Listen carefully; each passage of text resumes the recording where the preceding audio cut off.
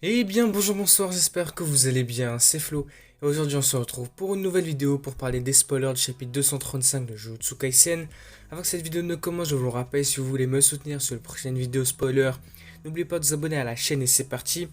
Alors avant toute chose, avant le chapitre, on apprend directement qu'on a une semaine de pause pour la semaine prochaine, donc le prochain chapitre sortira dans 2 semaines. Au début, le leaker avait dit qu'il y avait 2 semaines de pause. Moi, j'étais un petit peu choqué, on va dire. 2 semaines, c'est quand même beaucoup. Mais finalement, non, c'est bien qu'une seule semaine, donc tant mieux.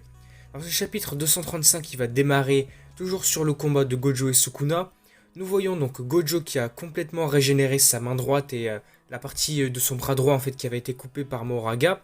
Alors que Agito est toujours en train de se faire exploser en arrière-plan avec le bleu que Gojo avait lancé au chapitre précédent. Donc à ce moment-là, on a le narrateur qui vient expliquer que l'intensité de Gojo a augmenté, donc ses capacités ont augmenté, du fait des 2 rayons noirs qu'il avait utilisés. Et de plus, nous voyons que le roi des flots, comme c'est marqué Ryomen Sukuna, est assez nerveux pour la première fois depuis 1000 ans. Et à ce moment-là, nous voyons que Gojo va attaquer Moraga, il va utiliser un 3e rayon noir sur lui, puis va réapparaître devant Sukuna qui a toujours l'air nerveux. Sukuna va alors tenter de donner un coup de poing à Gojo, mais Gojo va le bloquer et le projeter vers Moraga, donc il lui lance carrément dessus, et à ce moment-là, il va même utiliser un 4e rayon noir.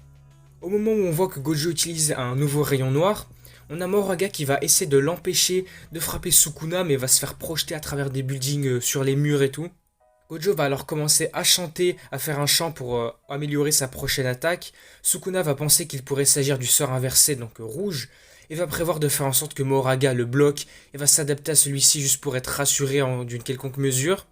Mais au lieu de tirer sur Moraga, Gojo va lancer son rouge vers le haut au-dessus de lui, on ne sait pas pourquoi pour l'instant. Alors sentant que quelque chose ne va pas, Sukuna va crier, ordonner à Moraga d'agir au plus vite.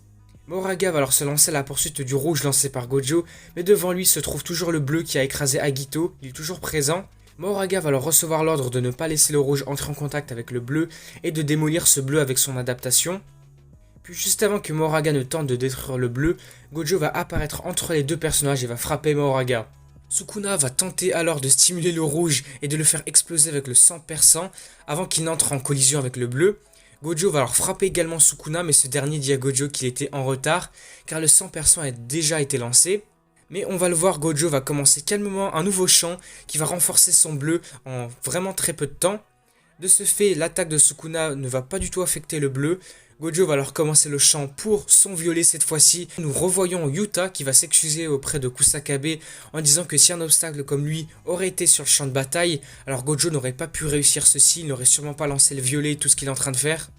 C'est alors que nous voyons le bleu ainsi que le rouge fusionner et que Gojo va prononcer sa technique fétiche, on va dire, équation imaginaire, violet.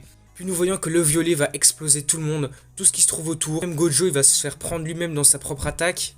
Je vous affiche l'image rapidement du chapitre, c'est vrai que je le fais pas souvent, mais pour l'occasion là du violet on va le faire. Alors regardez cette image, la double page elle est incroyable, on voit l'onde de choc, vraiment l'explosion du violet, c'est un truc de fou, on dirait que ça va tout détruire, on dirait que ça va tous les tuer. Même quand on regarde sur 2 cases en bas des pages, on peut voir la roue de Moraga se faire détruire. Nous voyons ensuite les conséquences de l'explosion. Une bonne partie de la ville est détruite et Sukuna est mal en point. On voit carrément qu'il lui manque même sa main gauche. Mais de l'autre côté, nous voyons que Gojo est toujours bien vivant, en vie. Il n'a pas vraiment de dégâts reçus en fait, finalement il n'a pas vraiment de blessures. Comme on l'apprend bien que le violet l'est touché également, comme il était composé de sa propre énergie occulte, il ne l'a pas beaucoup affecté. Kusakabe fait remarquer que Sukuna, sans Moraga maintenant et sans guérison, alors je suis pas sûr de cette information, est-ce que Sukuna n'a plus de régénération rapide, en tout cas il a plus du tout de régénération, ou est-ce que, un peu comme Gojo précédemment, sa régénération est vraiment très lente, très affectée par les dégâts qu'il a reçus? Là, c'est une information qui reste à valider, on va dire, on sait pas trop. On voit surtout que Sukuna est très mal en point pour l'instant. Donc, comme Kusakabe va le dire, il ne pourra donc pas utiliser d'extension de territoire. Et donc, nous apprenons que, là, je ne sais pas si c'est selon Kusakabe ou si c'est l'auteur qui écrit ça, une phrase en plein milieu du chapitre, Gojo gagne la bataille du plus fort. Alors, on ne sait pas ce qui va se passer à tout moment, Sukuna il va te faire un truc, on va rien comprendre, mais prenons ça avec des pincettes, on n'est pas sûr à 100% que Gojo ait complètement gagné le combat pour l'instant. Donc Kusakabe va ajouter également que Gojo a récupéré la puissance de son sort d'inversion grâce au rayon noir qu'il a pu utiliser. Et comme on peut le voir, Gojo a déjà guéri son visage un petit peu affecté par le violet, mais on voit qu'il l'a régénéré rapidement à la fin du chapitre. Et c'est ainsi que le chapitre va se terminer.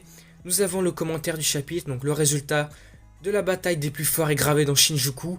Donc je vous le rappelle, pause pour la prochaine semaine, donc prochain chapitre dans 2 semaines. Du coup voilà, le chapitre s'arrête là.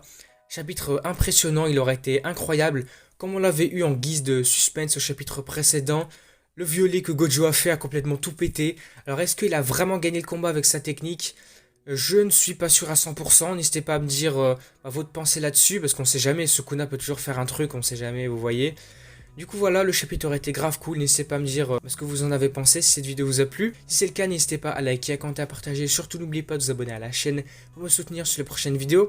Et du coup on se dit à dans 2 semaines pour les nouveaux spoilers du chapitre 236. Du coup moi je vous dis à la prochaine. 領域展開